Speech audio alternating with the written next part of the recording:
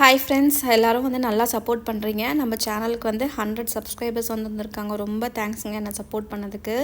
So evening வந்து என்ன பண்ணலாம் அப்படின்னு யோசிச்சப்போ, குருமா வச்சு ரொம்ப நாள் ஆச்சு. ஸோ வெஜ் குருமா தான் வந்து ரெடி பண்ணியிருந்தேன்.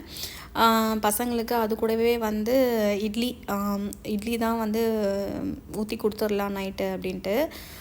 மாம்பழம் வந்து அந்த கொலுவில் வந்து கொடுத்துருந்தாங்க. ரிட்டன் கிஃப்ட்டு கூட ஒரு வீட்டில் வந்து கொடுத்துருந்தாங்க. ஸோ அது வந்து பழமாயிடுச்சு. ஸோ பசங்களுக்கு ஸ்நாக்ஸ் மாதிரி கட் பண்ணி கொடுத்துட்டேன்.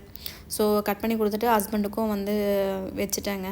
ஸோ இப்போ வந்து பார்த்திங்கன்னா, நான் என்னோடய ஸ்டைல் குருமா வந்து எல்லா காய்கறியும் ஃபஸ்ட்டு வந்து மிளகாத்தூள், உப்பு அதெல்லாம் போட்டுட்டு வேக வச்சுருவேன். அந்த நேரத்தில் வந்து இந்த வெங்காயம், தக்காளி, ஒரே ஒரு பச்சை மிளகாய் காரத்துக்கு அரைச்சி ஊற்றிட்டு லாஸ்ட்டில் வந்து தேங்காயும் வந்து அரைச்சி ஊற்றிடுவேங்க. தேங்காய் வந்து லைட்டாக வந்து கொதி வந்த உடனே இஞ்சி, பூண்டு, கருவேப்பிலை, கொத்தமல்லி எல்லாமே வந்து வதக்கி போட்டால் இந்த குருமா வந்து ரெடிங்க. கூட இட்லியும் வந்து வச்சு சாப்பிட்டோம். சூப்பராக இருந்தது.